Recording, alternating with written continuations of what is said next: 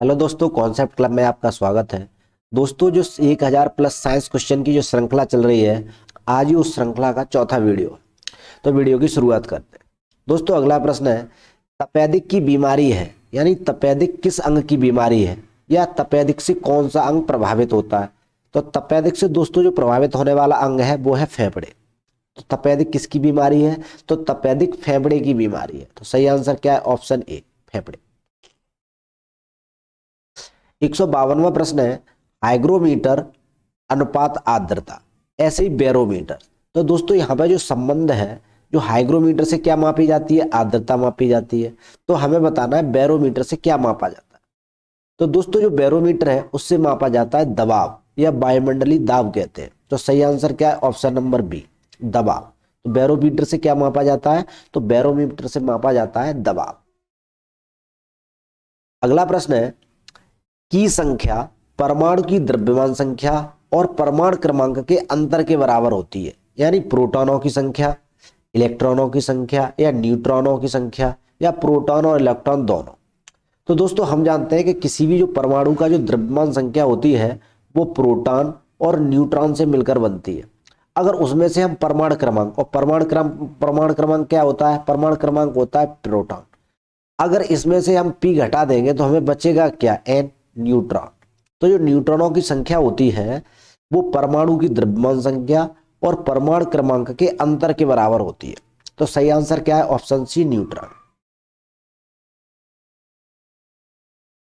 अगला प्रश्न है, भार का एसआई मात्रक क्या है? जो भार होता है उसका एसआई मात्रक क्या है?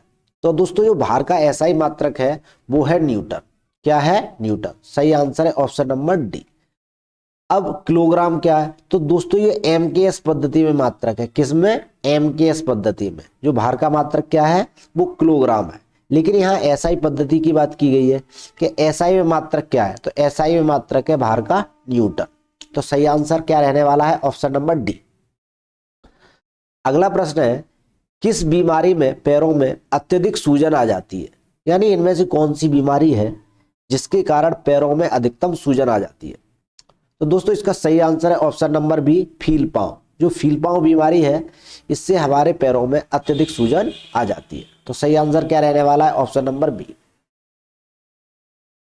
अगला प्रश्न है, पत्तियों का रंग किसके कारण होता है?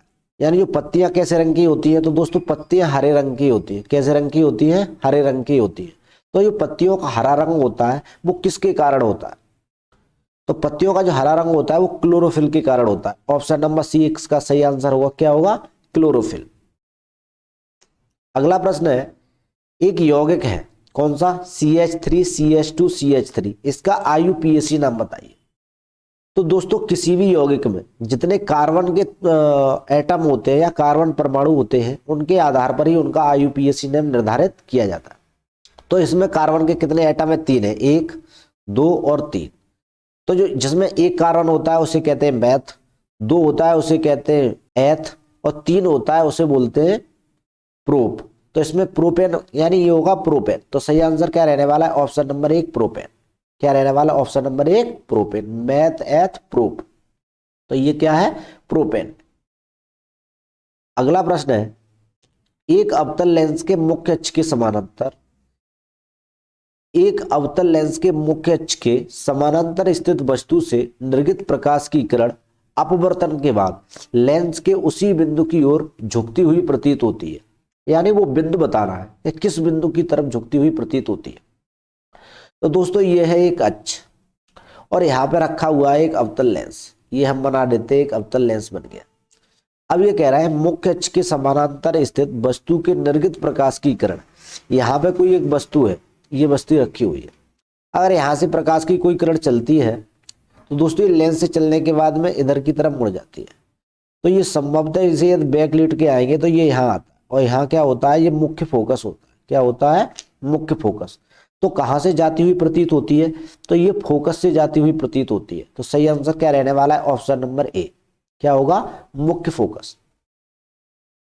अगला प्रश्न है, निम्न में से कौन सा एक संक्रामक रोग नहीं है? यानी इनमें से कौन सा रोग है जो संक्रामक रोग नहीं है?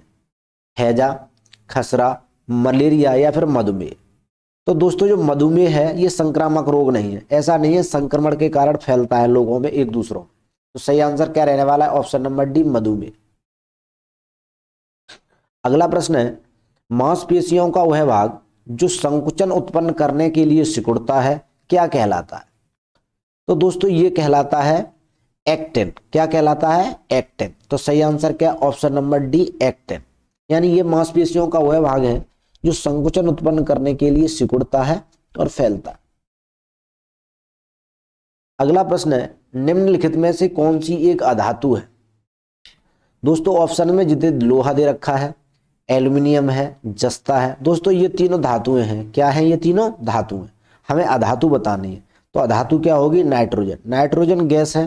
क्या है? नाइट्रोजन गैस है। तो ये गैस है तो धातु तो है नहीं। तो सही आंसर क्या रहने वाला है? Option number D. अगला प्रश्न है, कौन सा पदार्थ पित्ताशय में संग्रहित और सांद्रित होता है? यानी इनमें से जो कौन सा पदार्थ है जो पित्ताशय में इकट्ठा होता है, संग्रहित होता है, या हम कह सकते हैं सांद्रित होता है? तो इसका सही आंसर है वो है पित्तरस। क्या है? पित्त। ऑप्शन नंबर डी एकदम सही आंसर होगा।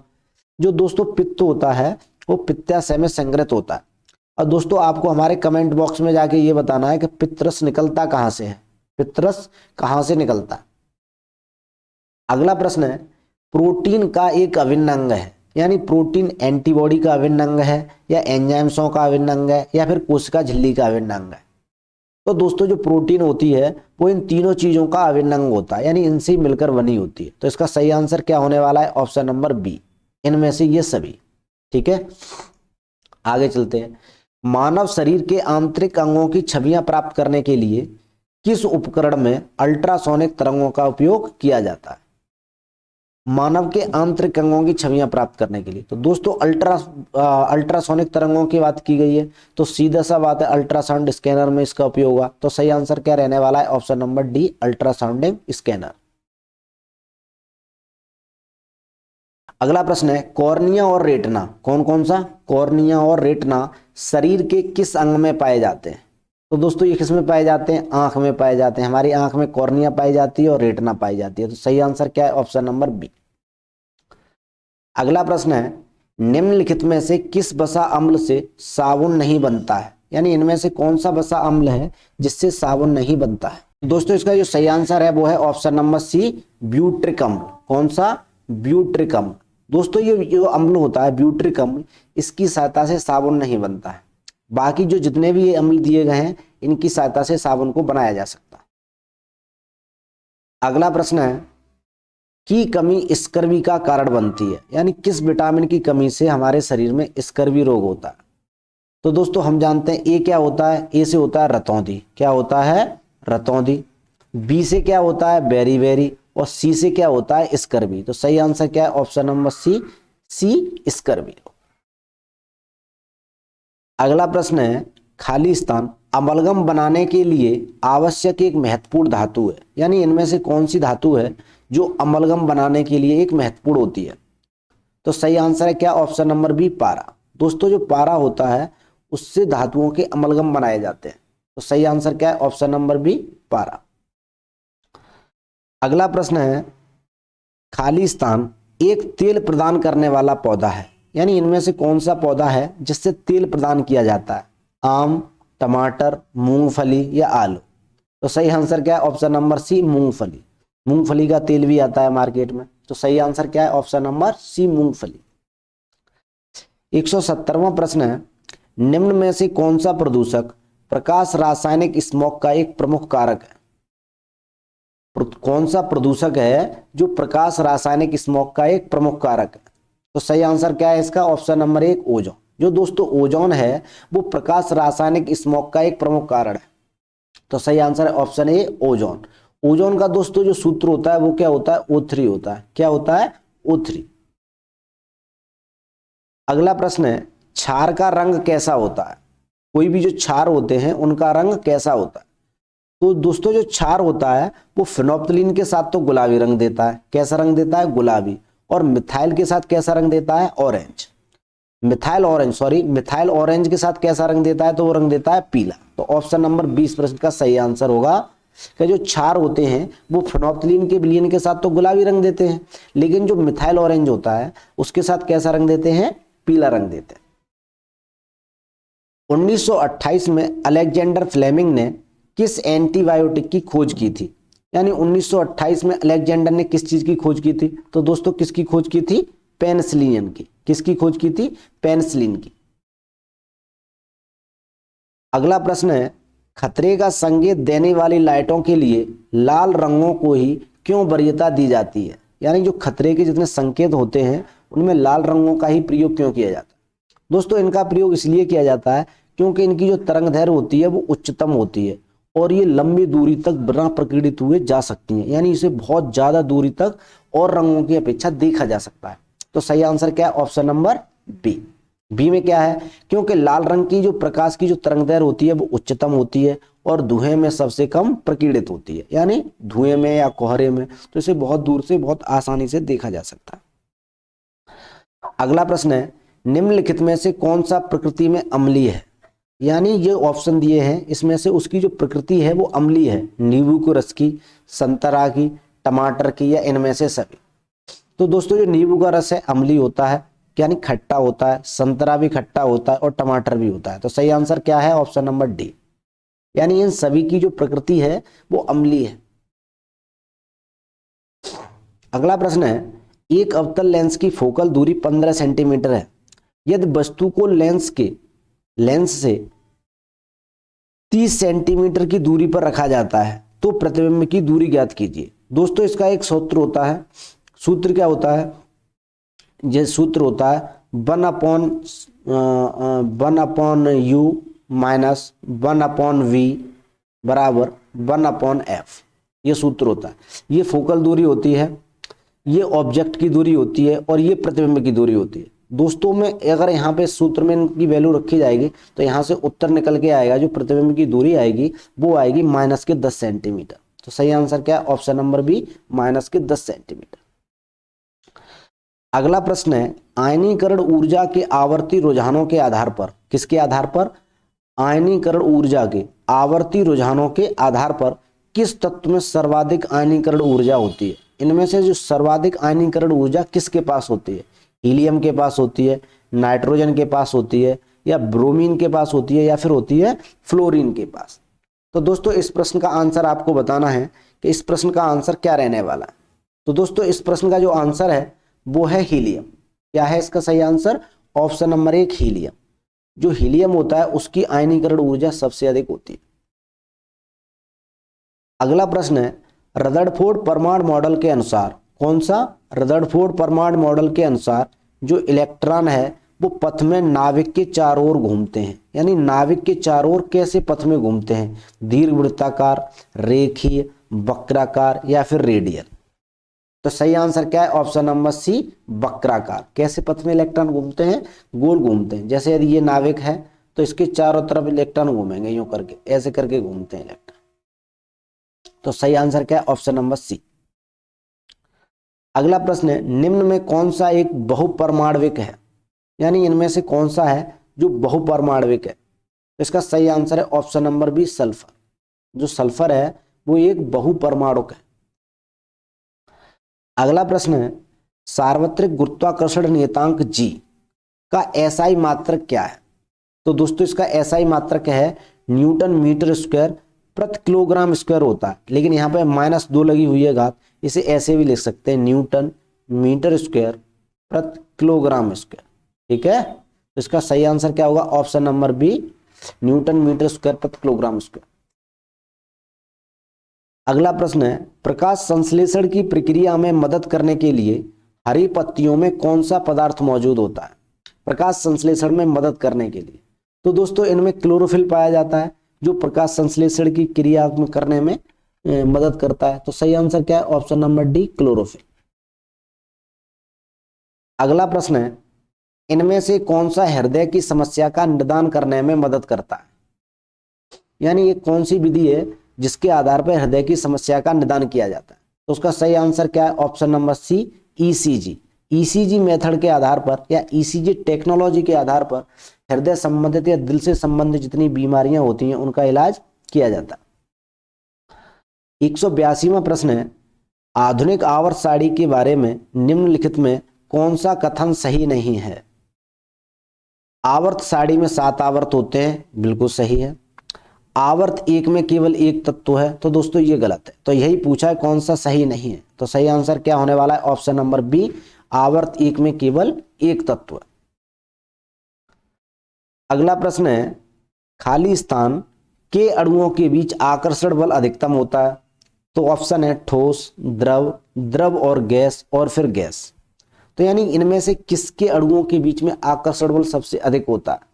तो जो ठोस होता है उसके अणु पास पास होते हैं, तो उनके बीच आकर्षण बल अधिक होता है। तो सही आंसर क्या है? ऑप्शन नंबर 1, ठोस।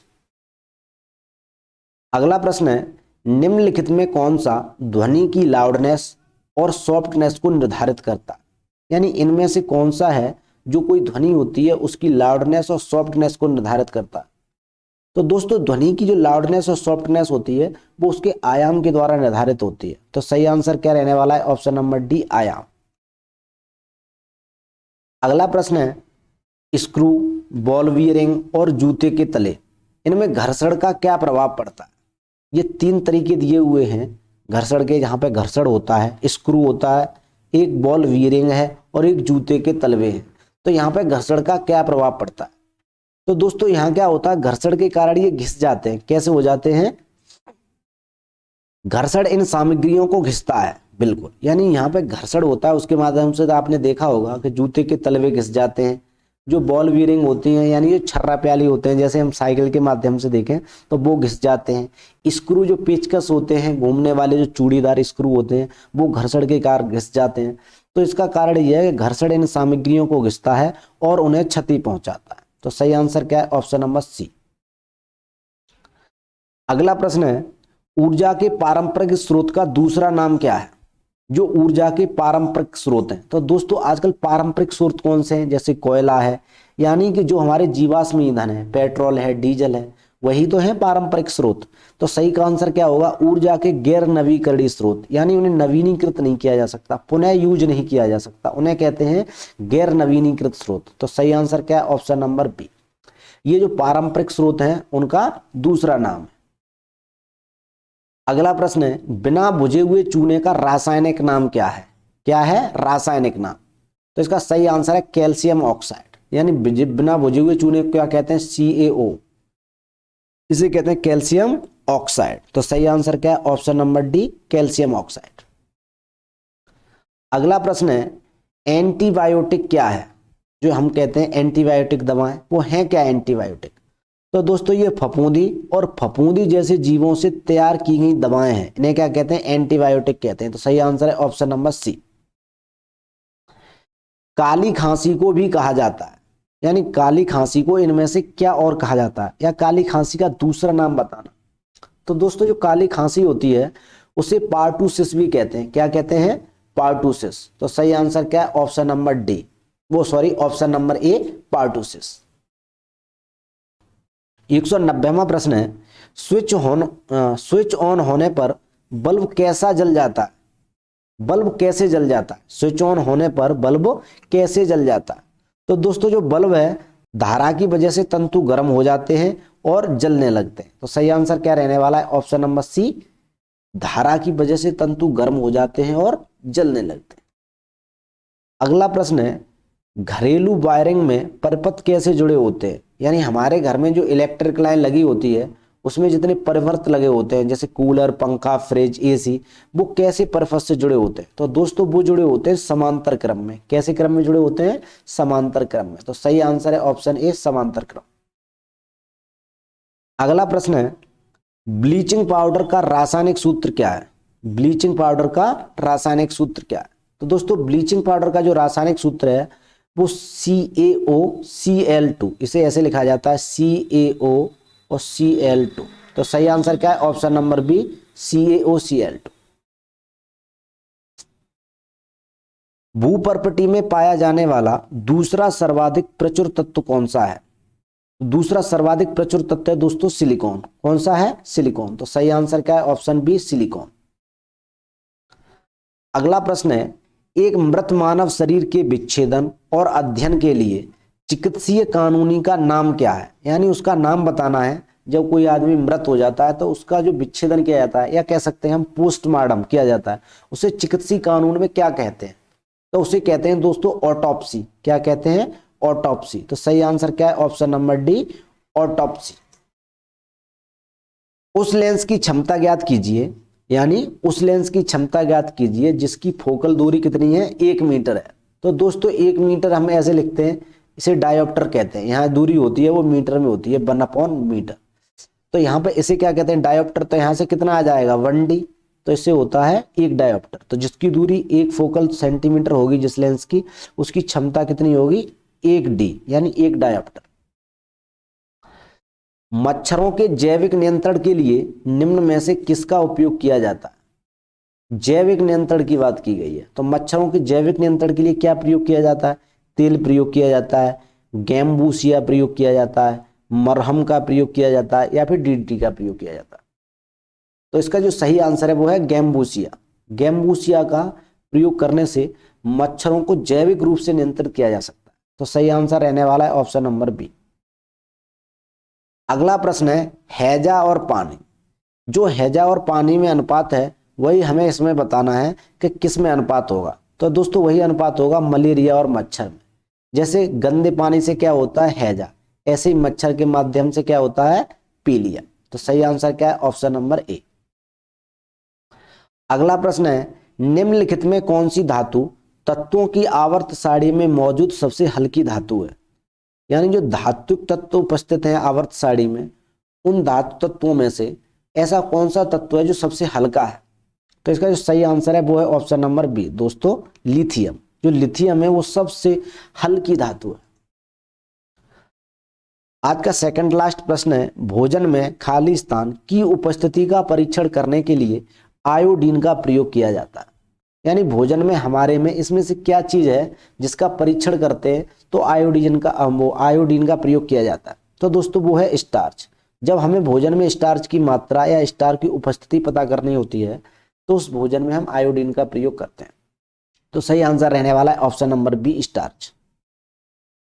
अंतिम प्रश्न है आज का, जब कॉपर सल्फेट विलयन लौह धातु के साथ अभिक्रिया करता है, कॉपर सल्फेट विलयन क्या होगा? इसे हम लिख सकते हैं CuSO4। ये होता है कॉपर सल्फेट विलयन। किसके साथ अभिक्रिया कर रहा है? लौह धातु के साथ, यानी Fe के साथ क्रिया कर रहा है। ठीक है, तो तावा नामक धातु बनती है। यानी जब तावा अलग हो जाता है यहाँ क्या बनेगा? Cu+। अब बाकी क्या बचेगा? तो FeSO4 बचेगा। क्या बचेगा? FeSO4। ये क्रिया समीकरण संतुलित नहीं है, ऐसे ही लिख दिया, ये बचेगा। तो यह निम्न में से कौन सी अभिक्रिया है? ये हमें बताना है कौन सी अभिक्रिया। तो दोस्तों इसमें खाली एक तत्व है ना, यही विस्थापित हुआ है, ये अलग हुआ है और ये इसके साथ जुड़ गया। तो ये कौन सी है? एकल विस्थापन अभिक्रिया है। कैसी अभिक्रिया है? एकल विस्थापन अभिक्रिया। ऑप्शन नंबर डी इस प्रश्न का सही आंसर। दोस्तों आज का हमारा वीडियो आपको कैसा लगा आप हमें कमेंट बॉक्स में जाके बता सकते हैं। अगर आपको अच्छा लगा हो तो हमारे चैनल को सब्सक्राइब करें और दोस्तों के साथ शेयर करें। धन्यवाद। जय हिंद, जय भारत।